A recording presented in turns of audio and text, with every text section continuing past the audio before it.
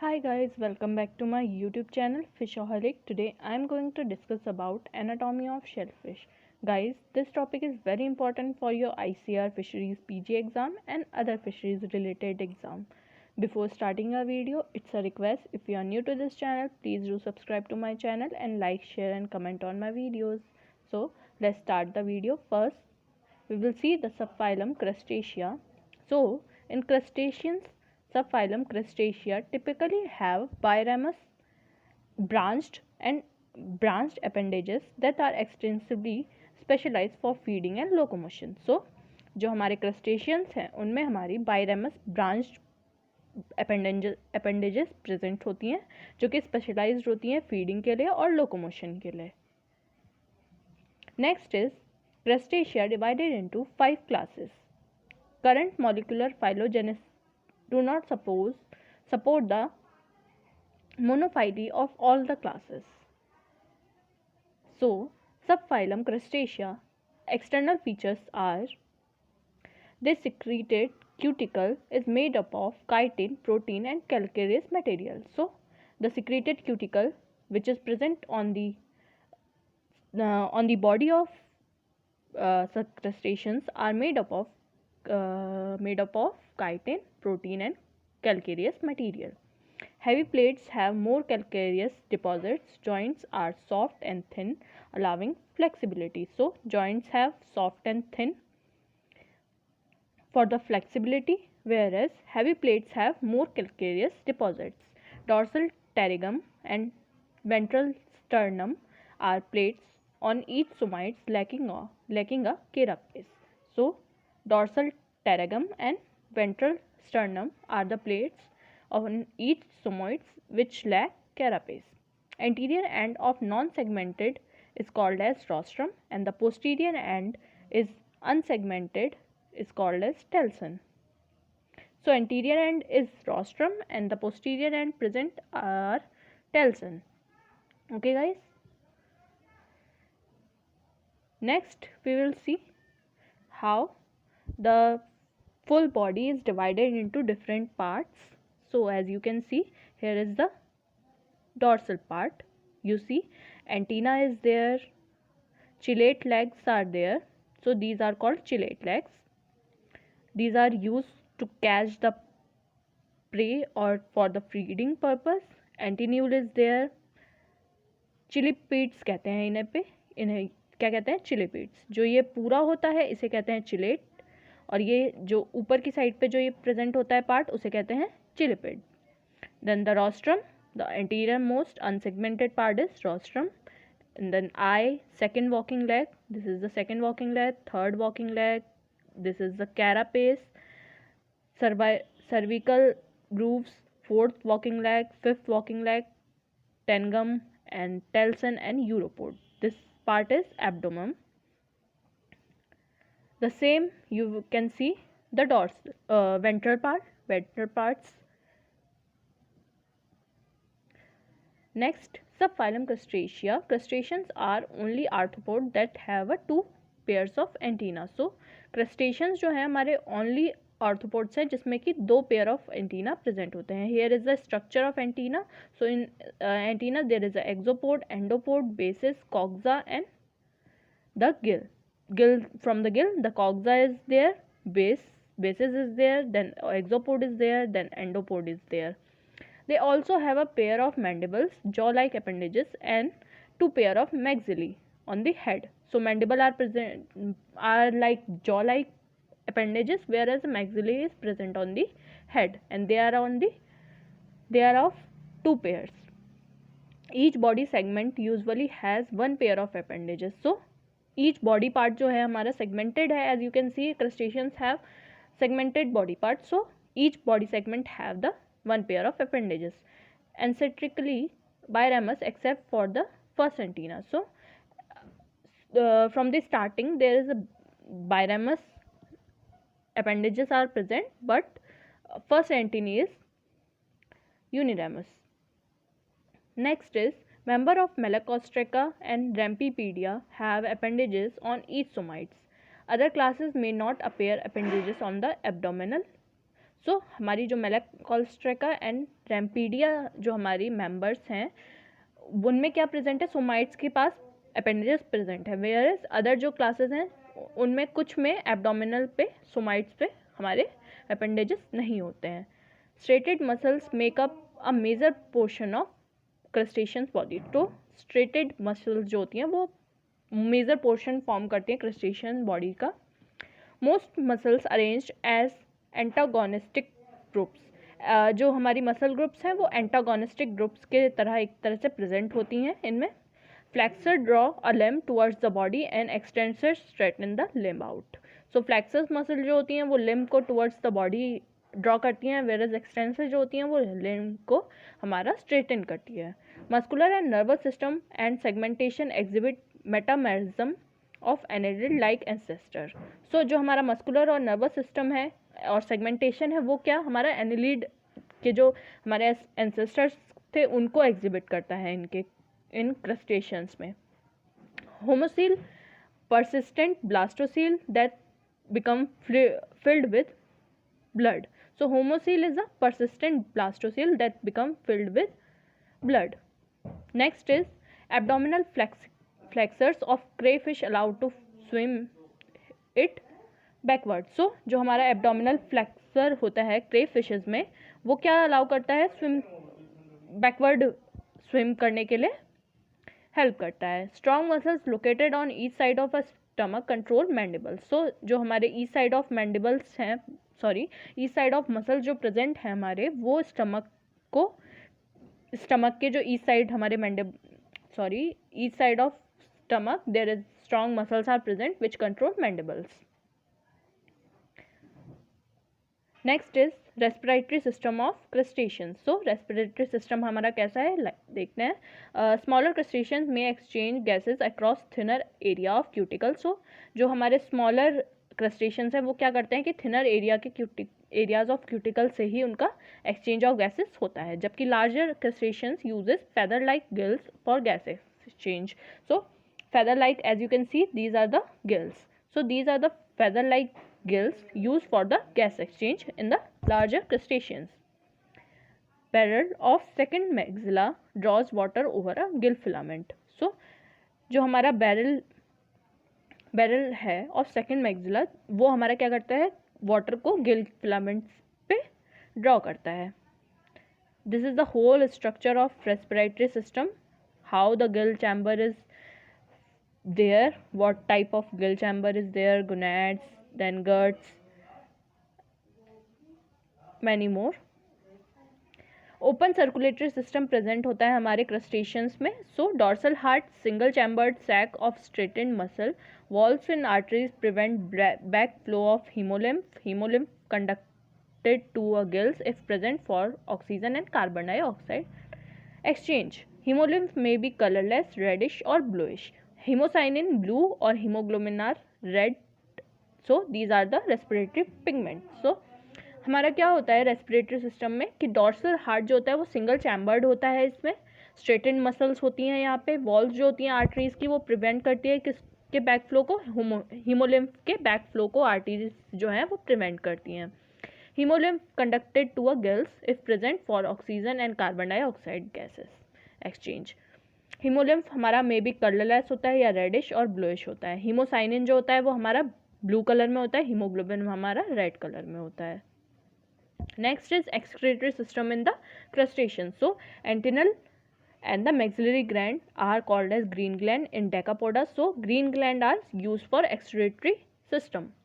Labyrinthine connects by an excretory tubule to a dorsal bladder that opens to exterior pore.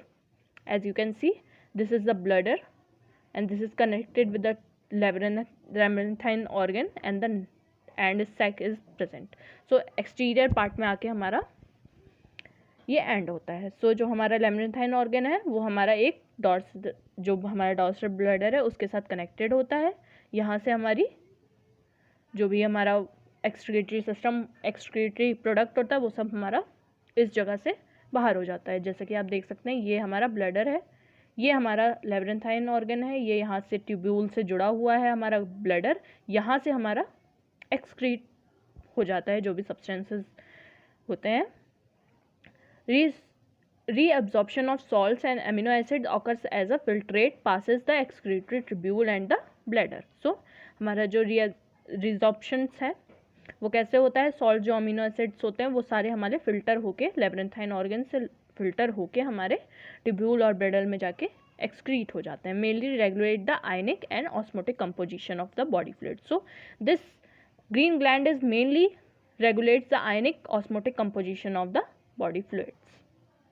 Next, nitrogenous waste are excreted across thin areas of cuticle in a gills. तो nitrogen waste क्या होते हैं कि excrete हो जाते हैं हमारे areas of cuticle in a gills से. जो गिल्स में क्यूटिकल एरियाज हैं वहाँ से हमारे नाइट्रोजनस वेस्ट एक्सक्रीट हो जाते हैं. Fresh water crustaceans constantly threatened bye over dilution with the water. So fresh water crustaceans क्या होते हैं, कॉन्स्टेंटली उनमें ओवर डाइल्यूशन होता रहता है. So gills must actively absorb salts means NaCl ions. Marine crustaceans have urine that is isoosmotic with the blood, so it is easily excreted. So subphylum crustacean nervous system. So pair of supraesophageal ganglia connects to eyes and two pair of antennas. So हमारी जो दो pair of supra oesophageal ganglia होती हैं वो connected होती हैं हमारी eyes से. ओके गाइस,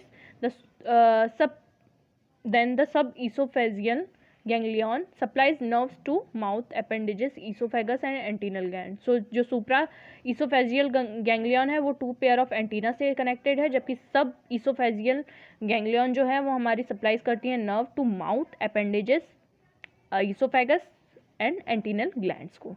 ये याद रखिएगा, पूछ सकते हैं कि जो कौन सी गैंग्लियंस हमारी अपेंडेजेस, इसोफेगस और एंटीनल ग्लैंड को नर्व्स प्रोवाइड करती हैं, सप्लाई करती है. तो हमारा आंसर होगा subesophageal ganglion. Double ventral nerve cord has a pair of ganglia for each somite to control the appendages. Next is the sensory system. Eyes and statocytes are largest sensory organs present in the crustaceans.